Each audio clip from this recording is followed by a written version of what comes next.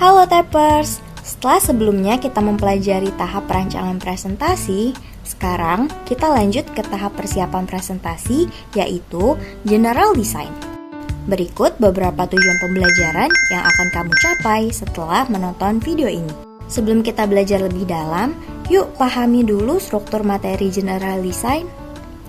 Pernah nggak kamu berpikir, kenapa ada presentasi yang bisa langsung nyantol ke kepala, sementara presentasi yang lain cepat terlupakan walaupun isinya penuh dengan informasi? Ternyata yang membuat presentasi efektif bukan cuma visual yang menarik loh, tetapi juga bagaimana materi diarahkan secara terstruktur dan bagaimana audiens dilibatkan selama proses penyampaian. Nah, cara merancang penyampaian pesan inilah yang disebut dengan General Design. Ayo kita pelajari lebih lanjut.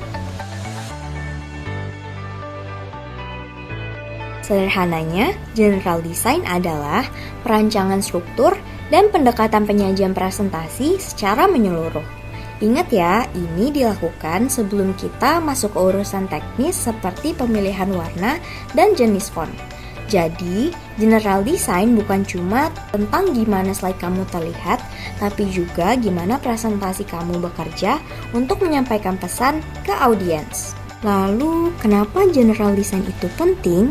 Karena desain umum presentasi yang baik memastikan pesan utama tersampaikan, meningkatkan fokus dan perhatian audiens, membantu audiens mengikuti alur materi, dan meningkatkan keterlibatan audiens. Sebaliknya, kalau General Design diabaikan, maka presentasi jadi tidak efektif, pesan tidak tersampaikan, dan audiens akan bingung serta kehilangan perhatian. Nah, makanya General Design itu penting banget. General Design terbagi menjadi dua faktor, yaitu Structural Appeal dan Personal Appeal. Kita mulai dari faktor pertama, Structural Appeal. Ada 6 elemen yang harus kamu ingat. Pertama, Overview.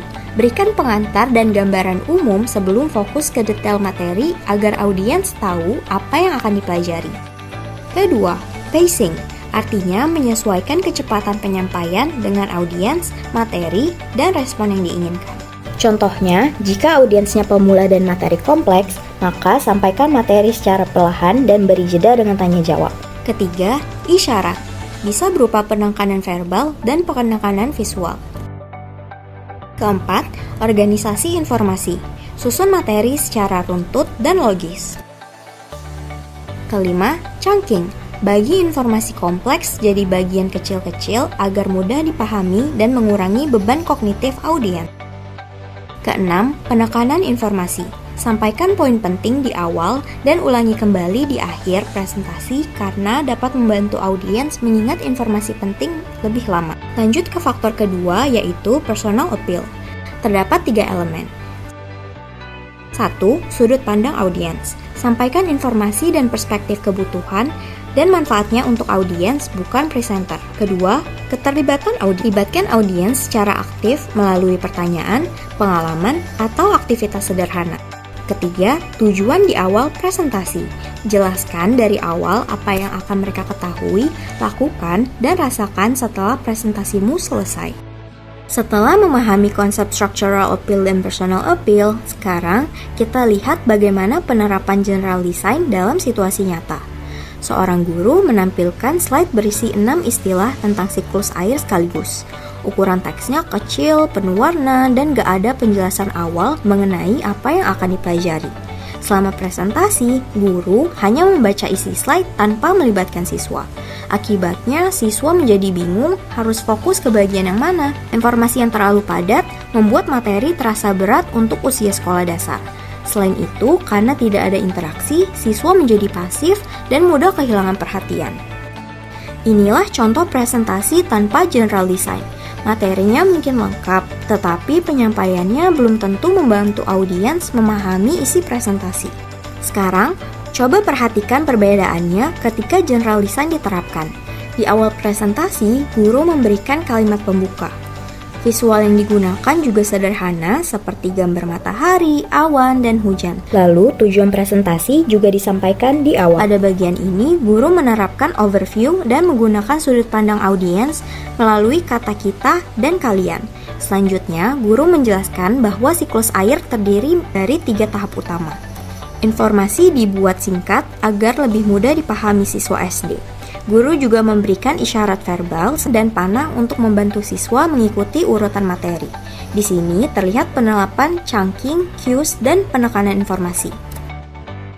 Di bagian materi inti, guru fokus membahas satu konsep per satu slide. Di sini diterapkan chunking, organisasi logis, dan keterlibatan audiens. Berikut beberapa cara guru melibatkan siswa. Pertama, hubungkan materi dengan pengalaman siswa melalui pertanyaan. Pendekatan seperti ini membuat siswa merasa lebih dekat dengan materi karena konsep dikaitkan dengan kehidupan sehari-hari. Cara kedua, libatkan siswa melalui contoh yang familiar. Cara ini membantu siswa memahami konsep abstrak melalui pengalaman nyata. Cara ketiga, ajak siswa berpikir melalui pertanyaan sederhana. Pertanyaan seperti ini membuat siswa tidak hanya mendengar, tapi juga berpikir aktif selama presentasi. Di akhir presentasi, guru kembali mengulang 3 tahap utama dari siklus AIR. Hal ini membantu siswa memahami informasi penting yang sudah dipelajari. Guru juga memberikan call to action sederhana. Lalu, presentasi ditutup dengan kalimat yang mudah diingat. Dari contoh tadi, kita bisa melihat bahwa general design membantu presentasi menjadi lebih terarah, mudah dipahami, dan melibatkan audiens. Dengan menggabungkan structural appeal dan personal appeal, presentasi tidak hanya menyampaikan informasi, tapi juga menciptakan pengalaman belajar yang lebih bermakna. Nah, sebelum aku tutup, yuk terapkan pemahamanmu dengan menjawab soal-soal berikut ini sebagai evaluasi pemahamanmu tentang materi ini. Oke Tappers, sekian materi tentang general design. Jangan lupa terapkan prinsip ini di tugas atau presentasi kamu berikutnya ya. Sampai jumpa lagi.